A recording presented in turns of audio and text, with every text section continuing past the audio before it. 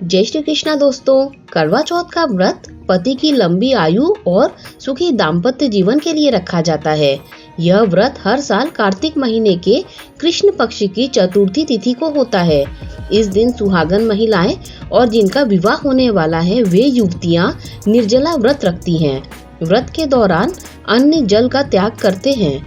यह व्रत चतुर्थी तिथि के सूर्योदय से चंद्रोदय तक चलता है। चांद के निकलने पर अर्घ देकर पारण करते हैं और व्रत को पूरा किया जाता है। करवा चौथ व्रत में भगवान गणेश, करवा माता और चंद्रमा की पूजा करने का विधान है। चंद्रमा को अर्घ दिए बिना यह व्रत पूर्ण नहीं होता है। इस साल करवा चौथ पर भद्रा का साया है। दोस्तों, आइए अब जानते हैं कि 2024 में करवा चौथ किस दिन है। वैदिक पंचांग के आधार पर देखा जाए तो इस साल करवा चौथ के लिए जरूरी कार्तिक कृष्ण चतुर्थी तिथि 20 अक्टूबर को सुबह 6:46 से शुरू होकर यह तिथि अगले दिन 21 अक्टूबर को प्रातः 4:16 खत्म हो जाएगी। ऐसे में इस साल करवा चौथ 20 अक्टूबर दिन रविवार को होगा। उस दिन ही सुहागिन महिलाएं व्रत रखेंगी। करवा चौथ की व्रत की कहानी इस प्रकार है। बहुत लंबे समय पहले की बात है।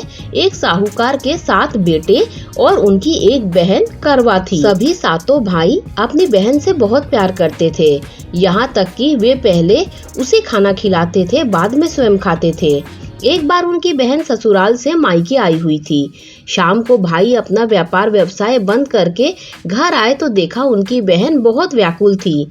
सभी भाई खाना खाने बैठे और अपनी बहन से भी खाने का आग्रह करने लगे, लेकिन बहन ने बताया कि उसका आज करवा चौथ का निर्जला व्रत है और वह खाना सिर्फ चंद्रमा को देखकर उसे अर्घ देकर ही खा सकती है। चूंकि चंद्रमा अभी तक नहीं निकला है, इसीलिए वह भूख प्यास से व्याकुल हो उठी है। सबसे छोटे भाई को अपनी बहन की हालत देखी नहीं जाती और वह दूर पीपल के पेड़ पर एक दीपक जलाकर चलनी की ओट में रख देता है। दूर से देखने में वह ऐसा प्रतीत हो रहा था जैसे चतुर्थी का चांद उदित हो रहा हो। इसके बाद भाई अपनी बहन को बताता है कि चांद निकल आया है, तुम उसे अर्घ देने के बाद भोजन कर सकती हो। बहन खुशी के मारे सीढ़ियों पर चढ़कर चांद को देखती है, उसे अर्घ देकर खाना खाने बैठ जाती है।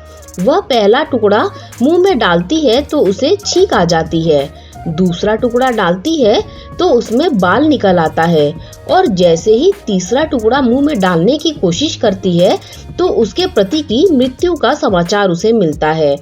वह बौखला जाती है। उसकी भाभी उसे सच्चाई से अवगत कराती है कि उसके साथ ऐसा क्यों हुआ।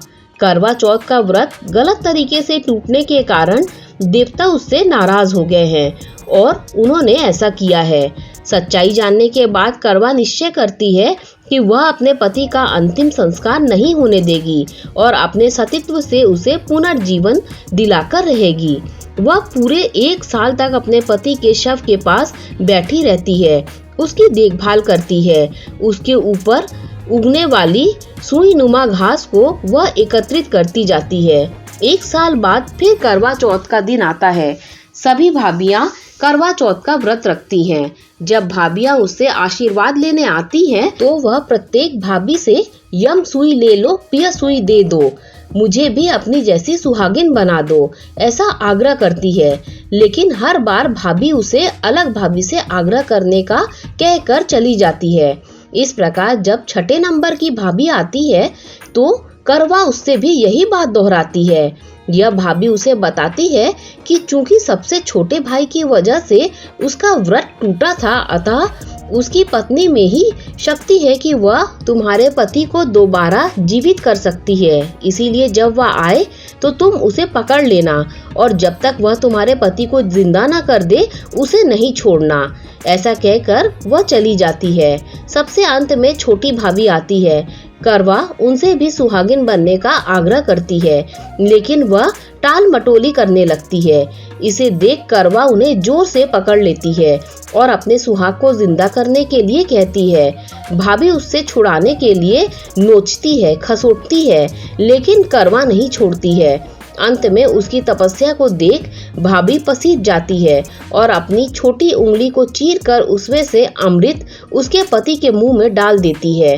करवा का पति तुरंत श्री गणेश कहता हुआ उठ बैठता है। इस प्रकार प्रभु की कृपा से छोटी भाभी के माध्यम से करवा को अपना सुहाग वापस मिल जाता है। हे श्री गणेश, माँ गौरी, जिस प्रकार करवा को चिर सुहागन का वरदान आपसे मिला, वैसा ही सब सुहागिनों को मिले। दोस्तों, अगर आपको करवा चौथ की ये कथा अच्छी लगी हो तो लाइक शेयर सब्सक्राइब कीजिए। Thanks for watching this video.